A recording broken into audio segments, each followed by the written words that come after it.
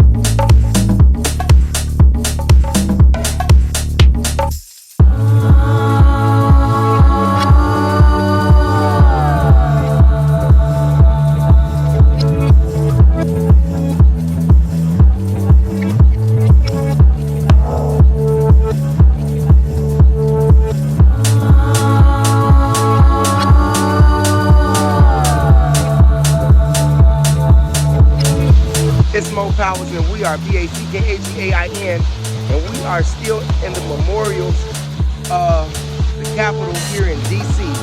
And as I just showed you, Franklin Delano Roosevelt's memorial. And here it is. This guy had 3 terms in office from 1933 to 1945. And this inscription in the wall that is behind me is right around the corner from Roosevelt. And here it is. He says that we must remember to do what? To fight any form of oppression of all citizens. And how long has that been? And we're still fighting for what? Oppression of the citizens of this country? Fighting for the civil liberties that is described here in this wall. When you come here, you will see the hypocrisy not only of the Capitol, but of the country, inscribed in walls in black and white. But then again, we have to remember, this country, and that is described in the wall, was not meant for black people. Because as I stated, as I was over there in the Thomas Jefferson Memorial, he had slaves. He was an advocate for slavery, and he was not about to abolish it. Not to mention the fact that he too, along with George Washington, agreed that you was 3/4 of an animal. Excuse me, 3/5 of an animal. Let me know what you think in the comment section. We'll be back with more of the memorials.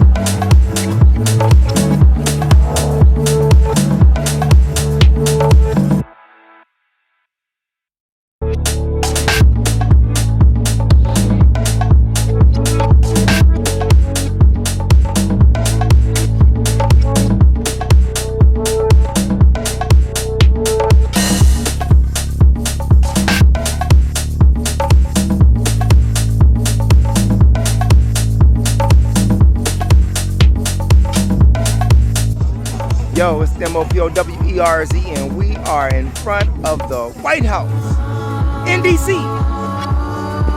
I tell you, you should come here and find all this hypocrisy is true. All of it is none other than the famous Dr. Martin Luther King Jr. Memorial here in DC. Let me ask you a question. For the young generation, that's like 25 and under. I say 30 and under. What did he die for? Did he die for you to continuously be a fool? Did he die for you to continuously call yourself niggas?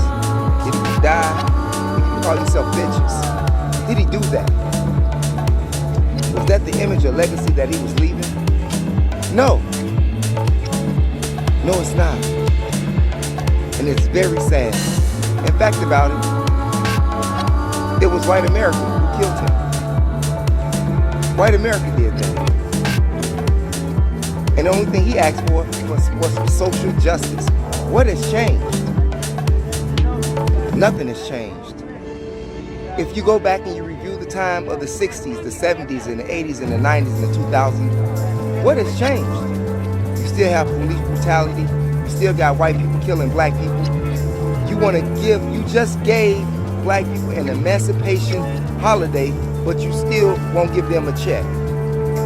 You still won't give them a check, yet you talk about social justice. I tell you what, this country is number one for injustice and has killed every black leader that black people have had as a voice for them. For no reparations. You give the Jews reparations. You gave the Japanese reparations. You even gave the $5 Indians reparations. You want to give us a holiday for freedom, and we're still not free. Not to mention the fact, no reparations. And it was he himself who said that he led his people into a burning house. Yeah. When he started asking for the check, and he saw what the deal was, they killed him. And up until this day, many young people, from their actions, this man has to be disgraced right now with the behavior and actions that black people have towards one another.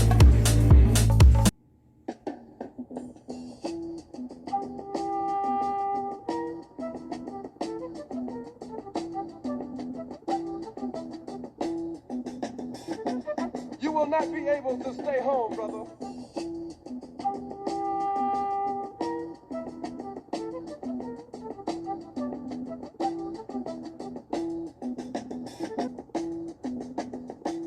You will not be able to plug in, turn on, and cop out.